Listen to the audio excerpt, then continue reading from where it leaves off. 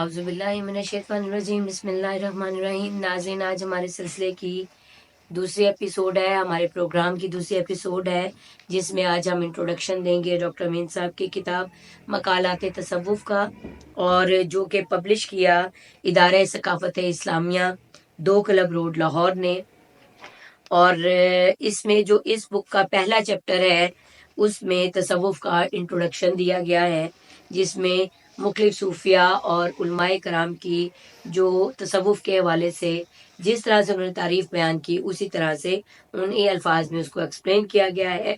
जिसमें सबसे पहले अबू मोहम्मद जरेदी फरमाते हैं कि हर आला खुल्क में दाखिल होने और हर जलील खुल्क से निकलने का नाम क्या है जी? तसव्वुफ़। जुनैद बगदादी का कौल है, तसव्वुफ ये है कि हक ताला तुझे तेरी ज़ात से फना कर दे और अपनी ज़ात के साथ जिंदा रखे।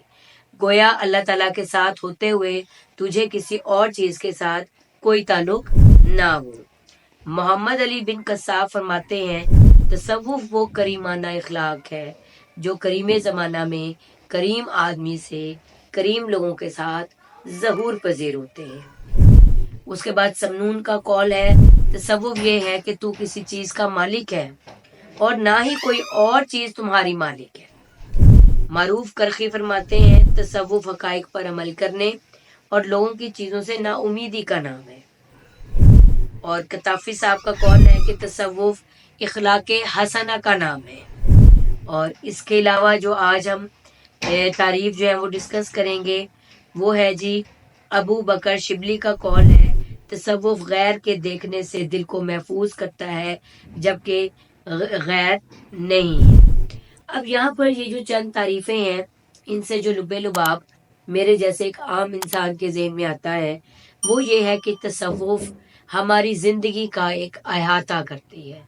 आज का इंसान जो कि परेशान है बहुत ज़्यादा, और उसको कोई डायमेंशन नज़र नहीं आ रही कि वो किस रास्ते पर चले, और किस ख़ास तौर पर हमारा नौजवान, तो ये हमारी ज़िंदगी को एक डायमेंशन देता है तसव्वुफ भी, कि हमें नेक कामों में जो है वो नेक रास्ते पर चलना चाहिए, नेक कामों में खर्च करना चाहिए, तकवा इख्तियार करना चाहिए। क्योंकि जब तकवा और परहेजगारी आ जाती है तो इंसान अपनी बहुत सारी ख्वाहिशात को रद्द कर देता है और वो कभी भी सही रास्ते से भटकता नहीं है।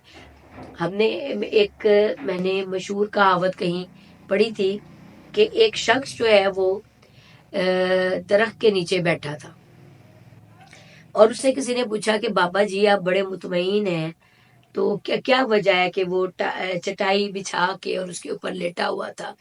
तो उससे किसी ने पूछा कि आप कितने मुतमईन लग रहे हैं। मुझे कहा जी अल्लाह का शुक्र है, मैंने बड़ी मुतमईन जिंदगी गुजारी है, क्योंकि सारी जिंदगी बेर के दरख्त के नीचे उसकी चटाई थी, सारी जिंदगी खादा की बेर और पाया की लंगोट, यानी वो अपने सादा से लिबास में और सादा से खुराक में मुतमईन था। क्योंकि इंसान की बुनियादी ज़रूरियात में तो ज़ाहिर खुराक है और लिबास है, तो वो उसमें कहने का मकसद ये है कि बेर हो या लंगोट हो या बड़े बड़े ब्रांड्स के कपड़े हों, बात यह है कि हम किसी चीज़ को कैरी कैसे करते हैं। इस क्लास में नौजवान नस्ल को ये कहती चलूँगी कि लिबास या ख्वाहिशात या शूज़ या हैंड बैग, स्पेशली हम ख़वातीन जो हैं, वो सिर्फ ब्रांड्स का नाम नहीं है कि जी हमने इस ब्रांड की चीज़ इस्तेमाल की है। बात ये है कि आप किसी भी चीज़ को कैरी किस तरह से करते हैं। आप किसी भी अच्छे सस्ती चीज़ को भी, मुनासिब कीमत की चीज़ को भी कैरी करेंगे, अगर आप ये फील करेंगे कि मैं इसमें अच्छा लग रहा हूँ या लग रही हूँ, तो ऑटोमेटिकली वो आपका एक ऑरा जो है वो बढ़ा देंगे, पॉजिटिव एनर्जी आप में से निकलेगी और एक कॉन्फिडेंट एनर्जी ऑटोमेटिकली उस सादा लिबास में भी आपको बहुत ग्रेसफुल बना देगा। तो ये एक छोटा सा मैसेज था इस इंट्रोडक्शन के साथ, और नेक्स्ट प्रोग्राम में हम इसके बाकी चैप्टर्स भी डिस्कस करेंगे। प्लस नेक्स्ट प्रोग्राम हमारी ये पूरी ख्वाहिश है और कोशिश भी है कि डॉक्टर अमीन साहब के साथ हम प्रोग्राम करेंगे और उनके साथ एक क्वेश्चंस का सिलसिला चलेगा। जाते जाते मैं एक छोटी सी बात अर्ज करती जाऊं कि बहुत ज़्यादा एक सोशल एक्सपोजर है।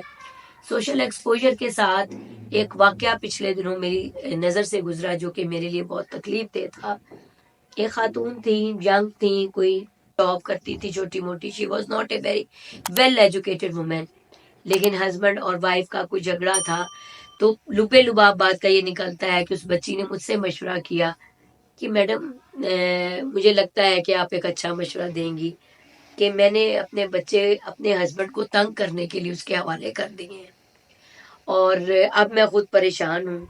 मैंने उसे दो बातें कही, मैंने कहा जी माँ की ममता औलाद के बगैर नहीं रख सकती, और औलाद एक ऐसी चीज़ नहीं है जो कि तंग करने के लिए बाप माँ की तरफ और माँ बाप की तरफ है। इस वाक़े को के तज़किरा इसलिए ज़रूरी था कि हमारे यहाँ अदालतें और हमारे घरेलू मसाइल इन वाक़यात से भरे पड़े हैं, जहाँ पे कि ये हम समझ नहीं पा रहे और वालिदैन ये समझ नहीं पा रहे कि हमारी जो औलाद है वो हमारे मुस्तक़बिल का असासा है। हमने अपने इख्तिलाफ़ात को साइड पर रख कर कोई भी मसले को किसी भी तरीके से अपने ज़ाती मसाइल को अपनी ज़ाती ज़िंदगी में कोई भी फ़ैसला करना है उसमें बच्चों को शामिल नहीं करना। और जाते जाते अपने किसी भी आप कोई माइंड रिलेटेड प्रॉब्लम, माइंड में कोई कंफ्यूजन है, कोई आपने चाइल्ड काउंसलिंग का मैंने आपसे लास्ट टाइम बात की थी कि बच्चों के कोई एजुकेशनल इश्यूज हैं, ऑब्वियसली घर का माहौल डिस्टर्ब होगा तो बच्चा एजुकेशनली भी डिस्टर्ब होगा। आप जब पेरेंट्स इमोशनली डिस्टर्ब होंगे तो बच्चा भी इमोशनली डिस्टर्ब होगा और अल्टीमेटली उसकी पढ़ाई भी डिस्टर्ब होगी। मुख्तसर बात इसलिए कर रही हूँ कि इख्तिसार के साथ आपके तक मेरा पैगाम पहुँच जाए, तो उसमें मेरा नंबर नीचे शेयर हो रहा है। भी इस प्रॉब्लम से गुजर रहे हैं, जनरल एंजाइटी का शिकार हैं, सो लेट्स टॉक, ये मेरे जो है स्लोगन है मेरी प्रोग्राम का, एक ये कह लें कि लेट्स टॉक, हमें बात करनी चाहिए।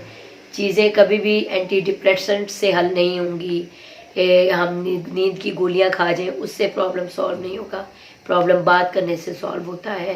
तो हमें कोशिश करनी चाहिए आपस में बात करें और बात करके अपने प्रॉब्लम्स को सॉल्व करें। Thank you.